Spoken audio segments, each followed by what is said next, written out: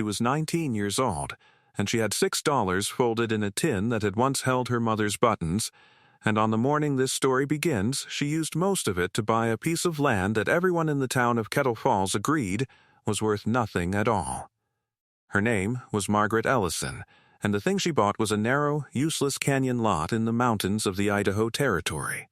A steep and shadowed gorge with a river running through it and a waterfall at its head, and behind that waterfall, hidden from the world by the falling water, a small stone cabin that no one had lived in for 20 years and that her own father had built with his own hands.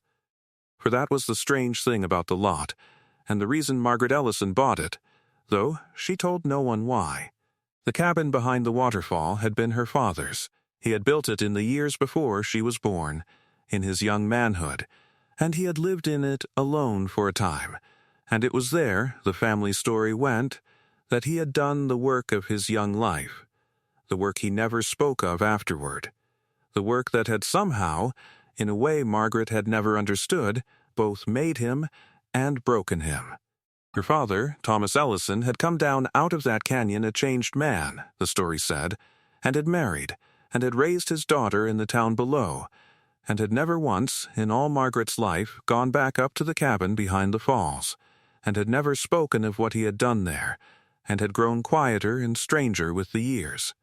A good man with a locked room somewhere inside him that no one, not his wife and not his daughter, had ever been let into. And now Thomas Ellison was dead, and his daughter was orphaned and alone, and she had bought the one thing he left behind that mattered, the canyon, and the falls, and the hidden cabin, and whatever her father had locked away there 20 years before, and never gone back for. Settle in, and let us tell you the story of Margaret Ellison, and the cabin behind the waterfall, and the thing her father hid there that changed everything. And if a story of a father's secret and a daughter's love is what you came for tonight, light a lantern with us, subscribe, and tell us in the comments what part of this wide country you are watching from. We are always glad of the company here in the dark. To understand why Margaret bought the canyon, and what she was truly looking for behind the falling water, you have to understand what kind of man her father had been, and how he died, and the mystery he left behind him. Thomas Ellison had been, in the town of Kettle Falls, a quiet and respected and puzzling man. He kept the town's clocks and mended its fine instruments and did the delicate metalwork that no one else in the country could do. For he had hands of extraordinary skill and an eye for the fine and the exact, and men brought him their broken watches and their surveying instruments and their spectacles from 100 miles around. But he was poor. That was the puzzle of him. A man with hands like that should have prospered, and Thomas Ellison never had. He lived and died in a rented house on the edge of town, and worked for small wages, and left his daughter, when he died, $6 in a button tin and a canyon lot that no one wanted. And he had been, all his life, a haunted man. A man who woke in the night, a man who fell silent at certain questions, a man who carried some weight he never set down, and who had made his wife sad and his daughter watchful with the mystery of it. Margaret had grown up studying her father the way you study a locked door you have lived beside all your life. He was gentle, and he was kind, and he loved her, of that she never had a doubt. But there was a room in him she was never let into, and she felt its shut door in 100 small ways. He would be bent over some fine work at his bench, happy in it. His whole self poured into the delicate turning of a tiny screw. And then some thought would cross him, and his hands would go still, and a shadow would come down over his face, and he would sit for a long moment somewhere she could not follow before he came back to himself. He never spoke of his young days. When Margaret, as a child, asked him where he had lived before the town, he would say only, up in the mountains, and change the subject so gently she did not notice for years that he had never answered. Her mother, before she died, had told Margaret once, in a rare unguarded moment, that she had married a man with a broken place in him, and that she had spent her whole marriage trying to reach it and never had, and that whatever had broken there had broken before she ever knew him, up in the canyon, in the years he would not speak of. And so Margaret had grown up with the shape of a secret always beside her, a grief with no name, a wound she could feel but never see, and she had loved her father across it. And it had made her watchful and quiet and older than her years.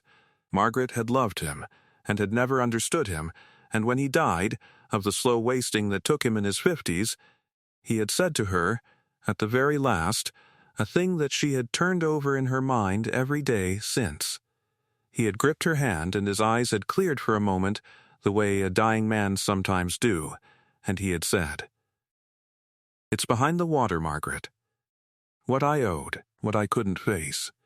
It's behind the water, and it's yours to finish. Forgive me."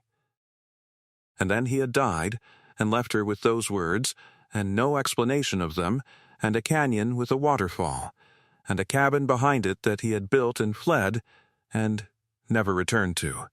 She had puzzled over the words and grieved, and been turned out of the rented house that her father's death ended the lease of, and been left with nothing, and in all of it the words had worked in her, "It's behind the water. What I owed, it's yours to finish." Until she understood that whatever her father had hidden behind that waterfall 20 years before, whatever weight he had carried all her life and could not face, and had begged her forgiveness for, was waiting for her behind the falling water, and that she would have no peace until she went and found it. And so she had taken her $6, and gone to the county, and bought the worthless canyon lot for 4 of them, and set out to find what her father had hidden. The canyon was a half-day's walk up into the mountains from the town, and Margaret went up alone, on a fine spring morning, with her father's tools in a satchel on her back. For she had kept his tools when all else was sold, and with the $4 deed folded in the button tin, and she came up at last into the shadowed gorge, and heard, before she saw it, the sound of the falls. It was a beautiful and a lonely place. The river came down the mountain in a rush and leapt off a shelf of granite 40 feet high and fell in a white curtain into a green pool. And the sound of it filled the whole canyon, and the spray hung in the air and made rainbows in the morning sun, and ferns grew green on the wet black rock, and it was, Margaret thought, the loveliest place she had ever seen. And she understood for the first time why a young man might have come here to be alone and to do the work of his heart. And behind the white curtain of the falls, just visible through the falling water, was the dark shape of the cabin. It was reached by a narrow ledge that ran behind the falls, slick with spray, and Margaret went across it carefully, with the water thundering down a arm's length from her shoulder, and came into the space behind the waterfall, a wide dry shelf of rock in the mountain's face, screened from all the world by the falling water, and there stood her father's cabin, small and stone-built and sound, its door shut, 20 years empty, waiting. The crossing of that ledge was a thing she would remember all her life. The water came down beside her in a solid roaring wall, close enough to touch, and the whole world went to sound and spray and the cool, wet breath of the falls, and for the length of that narrow, slick passage she was neither in the world nor out of it, but passing through the very curtain that had hidden her father's secret for 20 years. And when she came out the other side, into the dry shelf behind the water, into the strange green underwater light that filled the space, into the deep hush that the roaring somehow made rather than broke, she understood at once why a wounded young man had chosen this place to do the work of his heart. It was a place outside the world. Behind the falling water, a person was hidden from everything, from the town and its judgments and its thieves, alone with the work and the water and their own soul. Her father had built himself a room behind a waterfall, and Margaret, standing in it, felt closer to him than she had ever felt in life, for she was standing at last inside the locked room, on the far side of the shut door, in the one place on earth that had held the whole of the mystery of him. She stood a long moment before she opened the cabin, for she was about to enter the locked room of her father's life, the place he had fled and never returned to, and she was afraid of what she would find. And then she opened the door and went in. The cabin was one room, dim and dry, lit only by the strange shifting green light that came through the curtain of the falls, and it was, Margaret saw, a workshop. Her father's first workshop left exactly as he had abandoned it 20 years before. There was a workbench and tools rusted with the years and the fine small machinery of the delicate trade he had practiced all his life. And there was, on the bench, under 20 years of dust, a thing half-finished, a thing her father had been making when he fled this place, and had never come back to complete. She recognized the character of the place at once, though she had never seen it, for it was her father's bench laid out in her father's way, every tool in the place his careful habit would have put it. The same order she had grown up beside in the town below, as though he had built this first workshop, and then, 20 years later, unconsciously rebuilt its very arrangement in the second, carrying the shape of this hidden room with him all his life, without ever speaking of it. And as Margaret Ellison cleared the dust away and looked at what her father had been building behind the waterfall, she began, slowly, to understand the mystery of his whole sad life. It was a machine. A beautiful and intricate machine, half-finished, made of brass and steel with the extraordinary fineness that only her father's hands could have achieved, and it took Margaret a long while of study, turning her father's notes and drawings that lay yellowed on the bench, to understand what it was meant to be. It was a pump. But not an ordinary pump. It was a design for a pump of a wholly new kind, a thing her father had invented in his young genius, a pump that could lift water higher and with less power than any pump then known, and Margaret, reading his notes, understood that her father had believed, as a young man alone in this canyon, that he had invented a thing that would change the hard, dry country he lived in, that would bring water to the high fields that could not be farmed for want of it, that would make the desert bloom and make his fortune and his name. He had come to this canyon a young man on fire with an invention, and he had built it here, behind the waterfall, using the falls themselves to test his pump. And he had been, Margaret understood from the joy in the early notes, the happiest man alive. And then, something had gone wrong.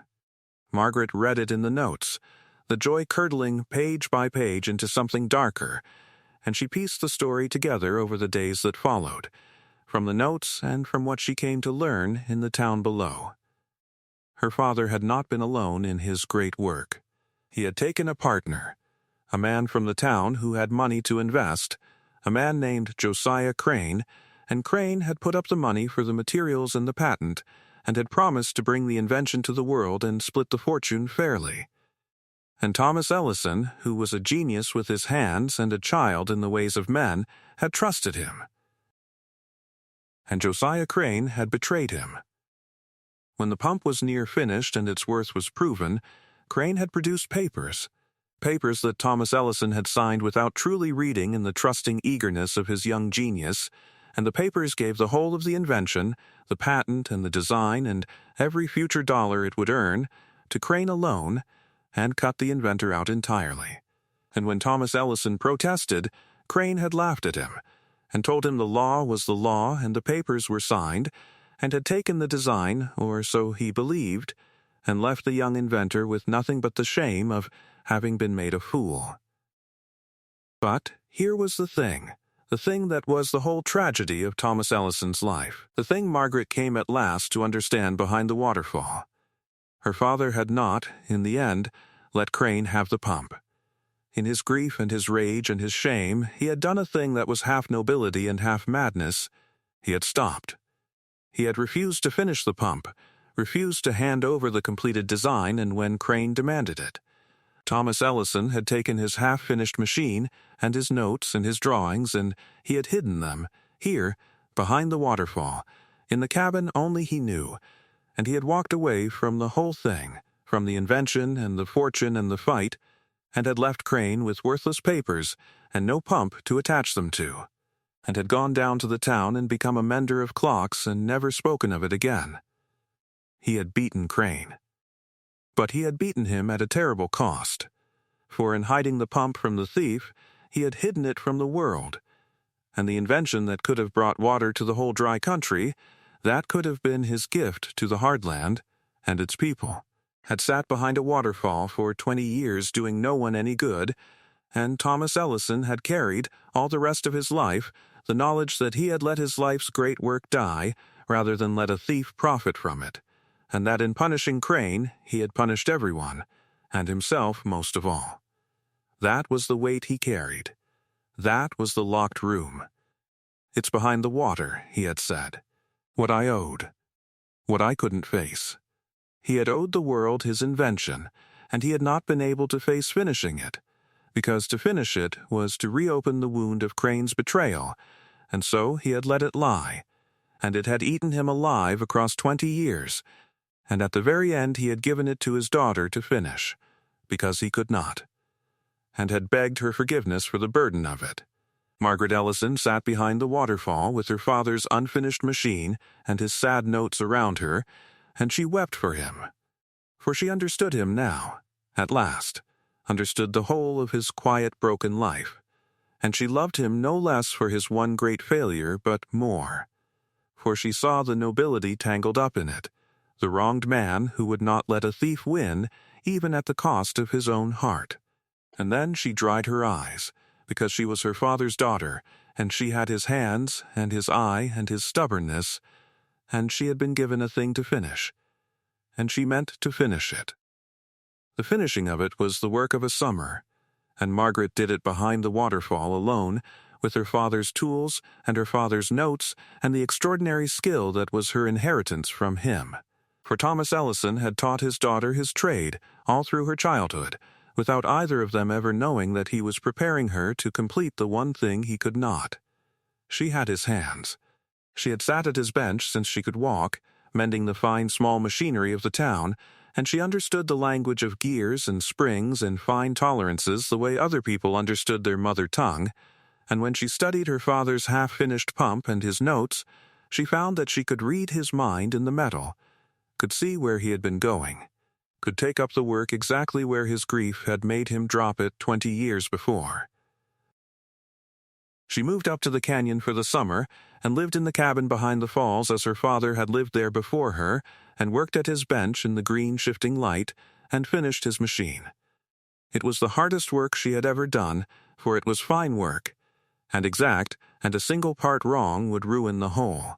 And there were problems in the design her father had not solved before he fled, problems she had to solve herself, and there were days she despaired, and days she felt her father at her shoulder guiding her hands. She learned, that summer, the true depth of what her father had given her without either of them ever knowing it.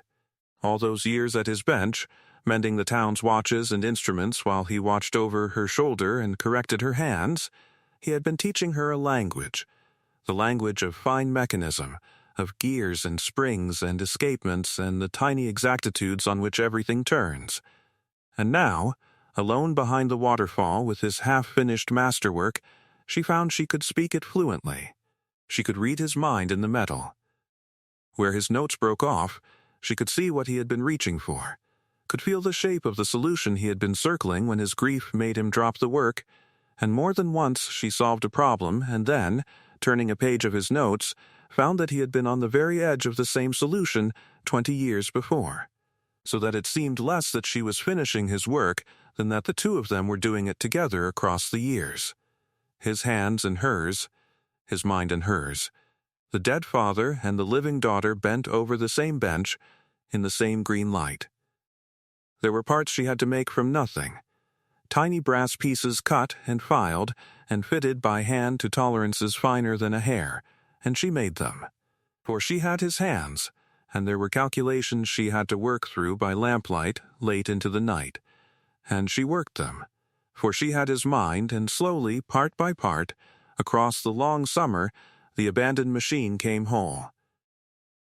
And there were evenings when the work went badly, when a piece she had labored over for days proved wrong and had to be made again, when the whole thing seemed beyond her, and she wondered what a 19-year-old girl was doing alone in a canyon trying to finish the work that had broken a genius. On those evenings she would go and sit at the mouth of the cave behind the falling water, and look out through the green curtain at the world gone soft and wavering beyond it. and she would think of her father, and of his last words, "It's yours to finish, forgive me," and she would find her stubbornness again, which was his stubbornness, and go back to the bench. For she had understood a thing about her father's gift to her, that he had not only left her a machine to finish, he had left her the hands to finish it and the heart to want to, and that was the truest inheritance a father ever gave a child. Worth more than the $6 in the button tin, worth more even than the invention itself. But by the end of the summer, it was done. The pump that Thomas Ellison had invented in his young joy and abandoned in his grief stood finished at last, completed by his daughter's hands, and when Margaret carried it to the head of the falls and set it to work. Using the falling water to drive it as her father had meant, it worked. It lifted the water higher and with less power than any pump then known, exactly as her father had promised in the joyful notes of his young manhood, and Margaret Ellison stood in the spray of the falls and watched her dead father's invention come to life in her hands. And it was, she thought, the finest moment of her life. And his. What she did then was the thing that finished her father's story and redeemed it. She did not hide the pump, as he had. She did not let it die behind the waterfall as the price of an old betrayal. She took it out into the world as he had never been able to.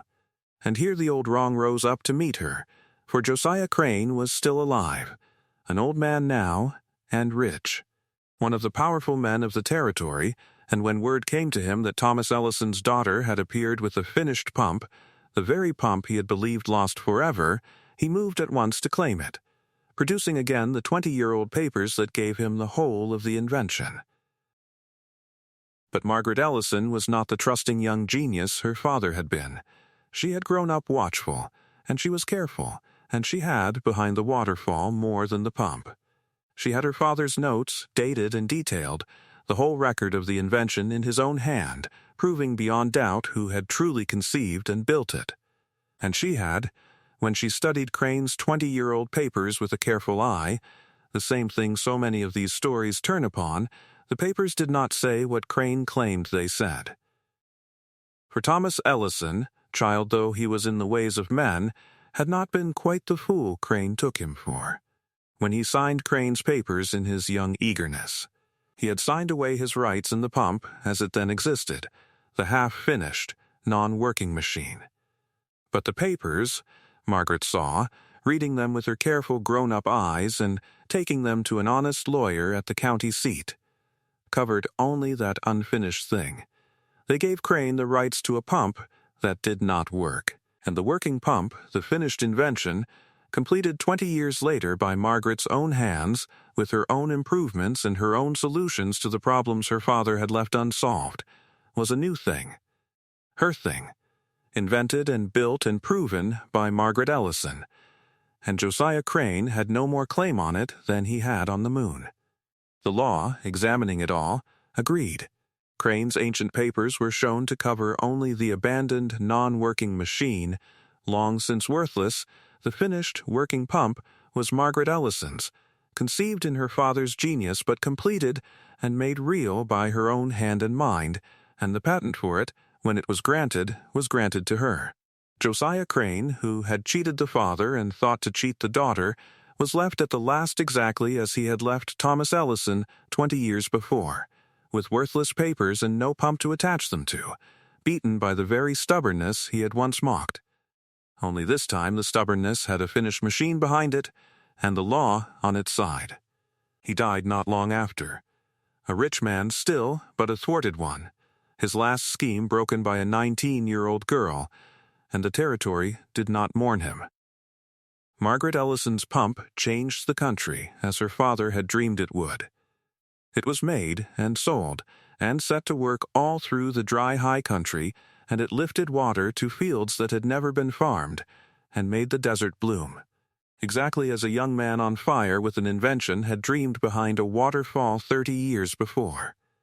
And it made Margaret wealthy, and more than wealthy, it made her father's name, for she saw to it that the pump was known by his name and not hers, the Ellison pump, so that the invention her father had hidden in shame became, at last, his gift to the world and his monument. And the name of Thomas Ellison, which had been the name of a poor and broken mender of clocks, became instead the name of the man who brought water to the high country, 20 years after his death, through the love and the hands of his daughter. She thought often, in the years of her prosperity, of how nearly the whole of it had been lost. The invention that fed a country had sat behind a waterfall for 20 years, hidden by a wounded man who could not bear to finish it, and it had come within a hair of dying with him, of being one of those countless good things that the world never gets because the one who might have given it was broken by grief before he could. It had been saved by the narrowest of margins, by a dying man's last cryptic words, by a daughter who loved him enough to puzzle them out, by $6 in a button tin and a worthless canyon lot that no one else would buy. And Margaret understood that the difference between her father's tragedy and her own triumph had not been genius, for the genius had all been his, but only this, that she had been able to face what he could not. The wound was his, and it had stopped his hands, but it was not hers, and so her hands were free, and with her free hands she had finished what his wounded ones could not, and set them both at peace. She did not abandon the canyon, or the cabin behind the falls. She kept it, all her life, the beautiful lonely place where her father had known his greatest joy and his greatest grief, and where she had finished what he could not. She went up to it often, and sat behind the falling water in the green shifting light, and felt him near. And in time she told her own children the whole story of the grandfather they never knew, the genius with the wounded heart who had hidden his life's work behind a waterfall rather than let a thief profit from it, and of how his daughter had gone up into the canyon with $6 and finished it, and set it right, and given him back to the world. She had been 19 years old, and orphaned, and alone, and she had spent 4 of her last $6 on a worthless canyon that a whole town swore held nothing but a lonely waterfall. It was the best $4 she ever spent. There is a thing worth carrying out of a story like this one, and it is not the invention, though the invention was a marvel. It is that the burdens our parents cannot put down are so often left to us to carry, and that the carrying of them, hard as it is, can be the thing that finally sets them free, and us. Thomas Ellison could not finish his life's work, because to finish it was to face the wound at the center of his life, and so he carried the unfinished thing to his grave, and it broke him. But he gave it, at the last, to his daughter, and she was able to do the thing he could not because she was stronger than her father, but because it was not her wound, and a burden that will crush the one whose heart it broke can sometimes be lifted, and finished, and redeemed, by the loving hands of the one who comes after. What has someone you loved left unfinished, behind their own waterfall, that is waiting still for you to complete? So we will leave you tonight with a question, and we do read every answer. Is there something a parent or a grandparent of yours left unfinished, some dream or some wrong they could never set right, that has been left to you to carry and perhaps, one day, to complete? Tell us in the comments below. Light a lantern with us, subscribe if this story kept you company tonight, and we will see you down the line, where the next story is already waiting in the dark.